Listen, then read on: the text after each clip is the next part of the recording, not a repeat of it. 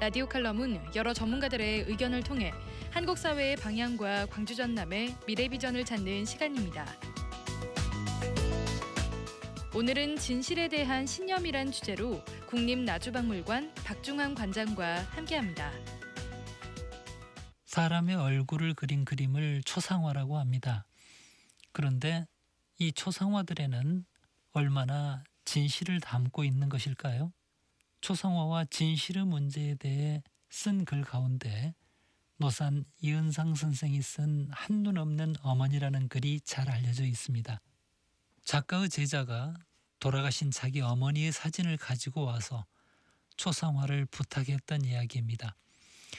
문제는 한눈이 없으셨던 그 어머니의 두 눈을 모두 온전하게 있는 것처럼 그려달라고 부탁했다가 준엄한 질책을 듣게 되는 이야기였습니다. 한눈 없이 세상을 살면서 견뎌야 했을 그 어머니의 슬픈 눈에 다시 눈물을 흘리게 만드는 배신이 아니냐는 꾸중이었습니다. 조선시대에 그려진 초상화들을 보면 그림들이 가지고 있는 사실적 표현 기법에 놀랄 때가 있습니다. 한 예로 순조 때 영의정을 지낸 문신 섬해수 초상화를 보면 얼굴에 드리워지는 그림자의 명암까지 섬세하게 묘사하면서 콧잔등과 양쪽 눈 아랫부분을 중심으로 얼굴 전체에 심하게 남아있는 수두 자국을 그렸습니다.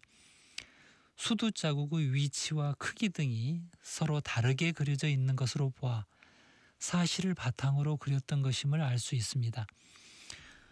입술 아래쪽의 작은 혹 하나까지 놓치지 않습니다. 보기 흉하다고 느껴졌을 법한 수두 자국까지 저렇게 정밀하게 그려 넣는 것을 보면 당시 초상화를 그린 화가들의 진실에 대한 집착이 느껴집니다. 불편해도 거짓된 그림을 남길 수 없다는 당시 사람들의 신념이었던 것입니다. 컴퓨터 그래픽 기능이 발전하면서 이제는 사진조차도 진실을 담보하지 못하는 시대가 되었습니다.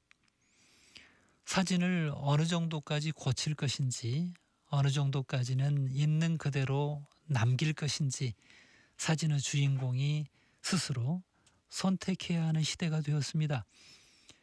사진만의 문제가 아니라 실제 얼굴을 바꾸는 성형이 대유행입니다. 한눈 없는 어머니 이야기에서 초상화를 부탁한 사람은 그림에 대한 대가에 대해서도 이야기하고 있습니다. 상당한 금액의 대가를 지불하겠다고 말입니다. 거짓과 진실에 대한 의혹과 논쟁이 세상을 안개 속처럼 뿌옇게 만들고 있습니다. 얼굴에 남은 수두 자국 한 점, 작은 혹 하나까지 있는 그대로를 기록하고자 했던 200년 전 화가들의 신념이 오늘 우리에게 던지는 교훈을 한번 생각해 보았으면 좋겠습니다. 박중환 관장은 전남 지역 유일의 국립박물관인 국립나주박물관의 개관 업무를 총괄했고 현재 지역민들의 역사에 대한 관심을 높이는 다양한 활동을 하고 있습니다.